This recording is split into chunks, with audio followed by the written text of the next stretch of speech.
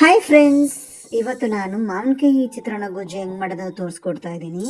ಇದಕ್ಕೆ ನಾನು ಇವಾಗ ಒಂದು ಪೌಡ್ರ್ ಮಾಡ್ಕೊಳ್ತಾ ಇದ್ದೀನಿ. ಸಾಸಿವೆ, ಮೆಂತ್ಯ ಮತ್ತು ಜೀರಿಗೆನ ಚೆನ್ನಾಗಿ ಹುರಿದುಬಿಟ್ಟು ನಾನು ಇವಾಗ ಅದನ್ನ ಪೌಡ್ರ್ ಮಾಡಿಕೊಂಡು ತೆಗೆದಿಟ್ಕೊಳ್ತಾ ಇದ್ದೀನಿ. ಇವು ನಾನು ಬಾಣಲೆಯಲ್ಲಿ 3 ಸ್ಪೂನಷ್ಟು ಎಣ್ಣೆ ಹಾಕ್ಕೊಂಡು ಅದಕ್ಕೆ ಅರ್ಧ ಸ್ಪೂನಷ್ಟು ಸಾಸಿವೆ ಹಾಕ್ಕೊಳ್ತಾ ಇದ್ದೀನಿ. ಸಾಸಿವೆ ಸುರಿದ ಮೇಲೆ ಕಡಲೆಬೇಳೆ, ಉದ್ದಿನಬೇಳೆನ ಹಾಕ್ಕೊಳ್ತಾ ಇದ್ದೀನಿ. ನಮಗೆ ಎಷ್ಟು ಬೇಕೋ ಅಷ್ಟು ಶೇಂಗಾ ಬೀಜನ ಹಾಕ್ಕೊಳ್ಬೋದು. ಕೆಲವು ಜನಕ್ಕೆ ಶೇಂಗಾ ಬೀಜ ತುಂಬ ಇಷ್ಟ ಆಗುತ್ತೆ, ಅಂಥವ್ರ ಬಗ್ಗೆ ಸ್ವಲ್ಪ ಜಾಸ್ತಿ ಹಾಕ್ಕೊಳ್ಬೋದು. ಇದನ್ನು ಹಚ್ಕೊಂಡಿರೋ ಒಂದು ಈರುಳ್ಳಿ, ಕರಿಬೇವು ಸೊಪ್ಪು, 10ರಿಂದ 11 ಹಸಿಮೆಣಸಿನ ಹಚ್ಚಿಟ್ಕೊಂಡಿದ್ದೆ, ಅದು ಹಾಕ್ಕೊಂಡಿದ್ದೀನಿ. ರುಚಿ ತಕ್ಕಷ್ಟು ಉಪ್ಪು, ಅರ್ಧ ಸ್ಪೂನ್ ಅಷ್ಟು ಅರಿಶಿನ, ಸ್ವಲ್ಪ ಇಂಗನ್ನ ಹಾಕ್ಕೊಂಡು ಈರುಳ್ಳಿ ಚೆನ್ನಾಗಿ ಫ್ರೈ ಮಾಡ್ಕೊಳ್ಳೋಣ.